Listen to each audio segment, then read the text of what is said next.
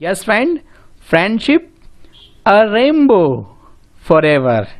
Yes, friends, જો જોવા જઈએ ગુજરાતીમાં તો મૈત્રીનું મેઘધનુષ, જેમાં અલગ અલગ પ્રકારના 7 રંગો છે, જેમાં સુખ દુઃખથી માંડીને જીવનના બધા જ રંગો આવે છે. Yes, so let's begin with the first paragraph, a real life story. Yes, કદાચ આ સ્ટોરી તમારામાંથી કોઈકના જીવનમાં પણ ક્યારેક પસાર થઈ હોય એવું કહી શકાય. Let's begin with the first paragraph. Growing up with a father in the railways means moving often. This school in Bharuch was my 5th school. I was always considered as a new girl. Once or twice I managed to make friends, but before we could know each other, I had to move to a different school again as a new girl. શું કહે છે friends કે રેલવેમાં કામ કરતા પિતાજી સાથે ઉછરવું એ એટલે વારંવાર ફરતા રહેવું. મતલબ કે કોઈના ફાધર જે છે એ રેલવેમાં કામ કરતા હોય તો એમની અવારનવાર જે છે એ બદલી થતી હોય છે, તો એમની સાથે ઉછેરવું મતલબ એ થોડુંક કઠિન કાર્ય છે, એટલે હરતા ફરતા રહેવાનું થાય. ભરૂચમાંની આ શાળા મારી 5મી શાળા હતી. હું હંમેશા નવી છોકરી ગણાતી. 1 કે 2 વાર હું મિત્રો બનાવી શકી, પરંતુ અમે એકબીજાને ઓળખીએ તે પહેલાં મારે ફરીથી નવી છોકરી તરીકે નવી શાળામાં જવાનું. Yes, friends, here is the open question for you all in this bracket. Make a list of difficulties faced by a boy or girl whose parents have a transferable job. એવા છોકરા કે છોકરીના જે મુશ્કેલીઓની બાબત જો જોવા જઈએ તો જેના પિતા અથવા તો પેરેન્ટ્સની અવારનવાર બદલી થતી નોકરી હોય, તો એવા છોકરા છોકરીના જીવનમાં આવતી મુશ્કેલીઓનું એક લિસ્ટ બનાવો અને ચર્ચા કરી શકાય કે એમના જીવનમાં શું ઇમ્પ્રુવમેન્ટ લાવી શકાય છે. જોઈએ next paragraph. One day in August 1967, I stood in the doorway of my newest classroom. As always, my stomach ached with some unknown fear. I shivered, that means trembled, and tried to hold back my tears. 35 boys and girls stared at me. I tried hard to keep my eyes on the floor to avoid strange looks. Then I saw a girl smiling like warm sunshine at me. She actually seems to welcome me. When the teacher told me to sit next to Manisha, my frozen, that means terror, began to melt. Hi Manisha. Her voice had warm ring. Her face was long.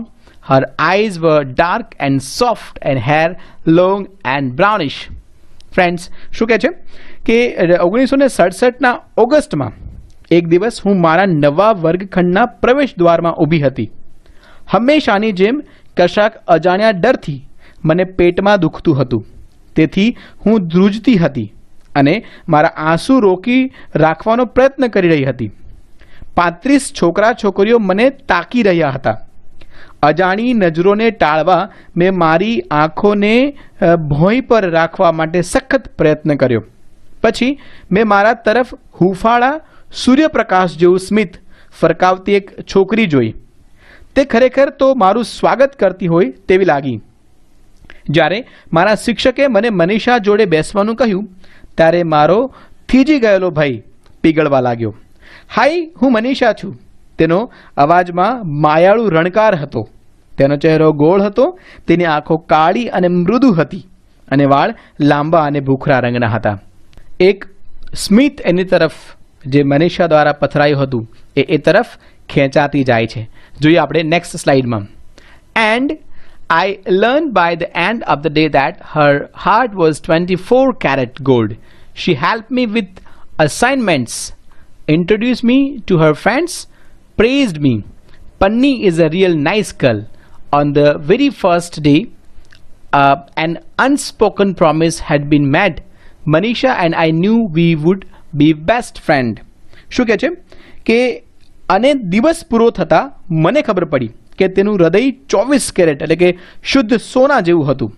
તે મને સ્વાધ્યાયમાં મદદ કરતી, તેની બહેનપણીઓને મારા વખાણ કરી પરિચય કરાવતી કે પન્ની ખરેખર સારી છોકરી છે. તો મતલબ કે આ જે છોકરી છે જેને વારાઘડીએ જોબ શિફ્ટ થાય છે એના પેરેન્ટ્સની અને સ્કૂલ બદલવી પડે છે, એનું નામ શું છે? પન્ની. યસ ફ્રેન્ડ્સ, પન્ની ખરેખર સારી છોકરી છે. પહેલા જ દિવસે એક વણકહ્યું વચન અપાયું હતું. મને અને મનીષાને ખબર પડી ગઈ કે અમે ઉત્તમ સખીઓ બનીશું, ઉત્તમ મિત્ર બનીશું. અને પછી જોઈએ next paragraph. Both of us would always move together out on the silent railway tracks or in the garden behind the school.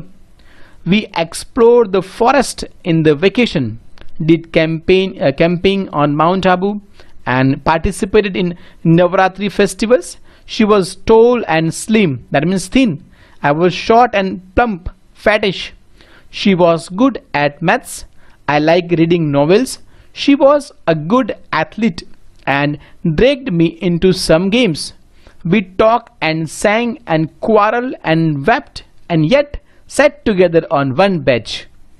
હવે બંને હંમેશા રેલવેના શાંત પાટા પર એક પછી અથવા તો શાંત પાટા પર કે પછી શાળાની પાછળના ભાગમાં સાથે જતા. અમે વેકેશનમાં જંગલમાં ભમતા, માઉન્ટ આબુમાં સાથે રોકાતા અને નવરાત્રિ મહોત્સવમાં ભાગ લેતા. તે ઊંચી અને પાતળા બાંધાની હતી. હું નીચી અને હષ્ટપૃષ્ઠ હતી, મતલબ જાડી હતી. તે ગણિતમાં હોશિયાર હતી અને મને નવલકથાઓ વાંચવાનું ગમતું. તે એક સારી ખેલાડી હતી ને મને રમતોમાં ખેંચી જતી. અમે વાતો કરતા, ગાતા, ઝઘડતા, રડતા છતાં એક જ પાટલી પર બેસતા. તમે જોઈ શકો છો ફ્રેન્ડ્સ કે દરેક મિત્રમાં આવું થતું હોય છે, કારણ કે friendship is a rainbow forever. Yes friends, 3 years flew by. The miracle years filled with fun, growth, discovery and intense, that means strong and deep feelings. Manisha's father got a promotion and they had to move to Assam. આમ જોવા જઈએ તો આનંદ, વિકાસ, શોધ અને તીવ્ર લાગણીઓથી ભરપૂર 3 અદ્ભુત વર્ષ વહી ગયા. મનીષાના પિતાને નોકરીમાં બઢતી મળતા, પ્રમોશન મળતા અને તેમને આસામ જવાનું થયું અથવા તો આસામ જવું પડ્યું. હવે એના મનીષાના જે ફાધર છે એ આસામ જતા રહ્યા છે. See the next slide. As promised, Manisha and I wrote occasional letter. Long distance phone calls were out of questions in those days.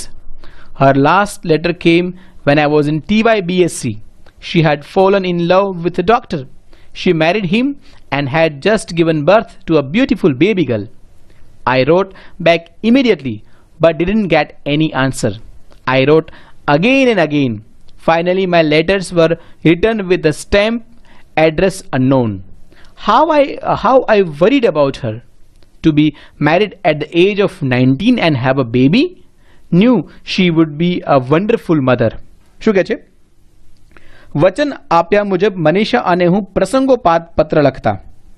એ જમાનામાં લાંબા અંતરે ટેલિફોન કરવાનો તો પ્રશ્ન જ નહોતો. હું TYBSc એટલે કે વિજ્ઞાનના 3જા વર્ષમાં હતી ત્યારે તેનો છેલ્લો પત્ર આવેલો. તે એક ડૉક્ટરના પ્રેમમાં પડી હતી. તે તેને પરણી ગઈ હતી અને તેણે એક સુંદર છોકરીને જન્મ આપ્યો હતો. મેં તરત જ વળતો પત્ર લખ્યો પણ કશો પ્રત્યુત્તર મળ્યો નહીં. મેં અનેક વાર પત્રો લખ્યા.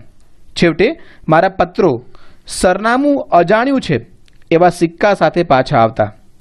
મને તેની કેટલી ચિંતા હતી. 19 વર્ષે લગ્ન કરવું અને બાળક હોવું.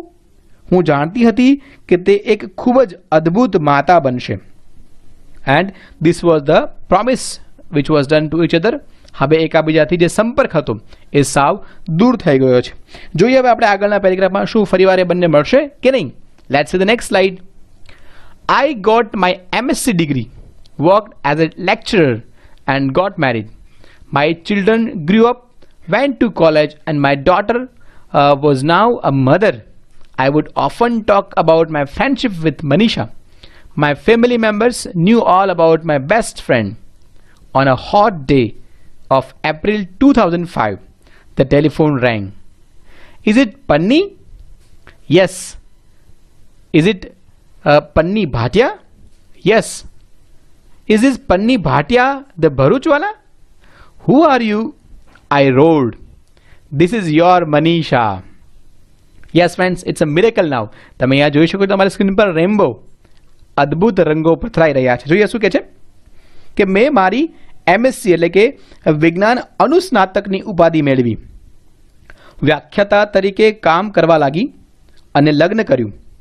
મારા બાળકો મોટા થયા, કોલેજમાં ગયા અને મારી દીકરી હવે માતા બની ગઈ હતી. હું ઘણીવાર મનીષા સાથેની મારી મૈત્રીની વાતો કરતી. મારા કુટુંબના સભ્યોને મારી ઉત્તમ સખી વિશે બધી જ ખબર હતી. જો તમે ફ્રેન્ડ્સ કે કેટલો સમય પસાર થઈ ગયો છે. હવે જે પન્ની છે એના ઘરે પણ દીકરીનો જન્મ થયો છે, એ પણ મોટી થઈ ગઈ છે અને એના પણ લગ્ન થયા છે અને એના ઘરે પણ જે બાળક છે એનો જન્મ થયો છે. See the different. છતાં પણ જે પન્ની છે એ મનીષાની મિત્રતાની વાતો હજી પોતાના પરિવારને કરે છે. હવે કહે છે કે એપ્રિલ 2005ના ધોમ ધખતા દિવસે ટેલિફોનની ઘંટડી રણકી ઉઠી અને અવાજ આવ્યો. શું કહે છે? પન્ની છે? હા. પન્ની ભાટિયા છે? હા. પન્ની ભાટિયા ભરૂચવાળા છે? તમે કોણ છો? હું તાકુડીને બોલી, આમ તાકુડી ઉઠી અને એકદમ તાડુકીને જવાબ આપે છે કે તમે કોણ છો?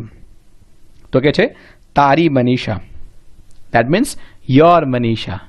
યસ ફ્રેન્ડ્સ, વન્ડરફુલ, એકદમ અદ્ભુત રીતે બંને ભેગા થયા છે. જોઈએ આગળના પેરેગ્રાફમાં શું કહે છે. How would Penny react? તમારા માટે પ્રશ્ન છે કે પન્ની કેવી રીતે પ્રતિભાવ આપશે? શું લાગે છે તમને? જોઈએ આપણે પેરેગ્રાફમાં. આઈ સ્ક્રીમ્ડ. I was in the balcony and the entire town must have heard me dancing around, the jumping up and down. I shouted out of joy, "Oh dear Manisha, where are you?" શું કહે છે કે મેં એકદમ ચિસ્કારી કરવા લાગી અને ચિસ્યારી પાડી અને હું ઝરૂખામાં હતી, એટલે કે બાલ્કનીમાં હતી.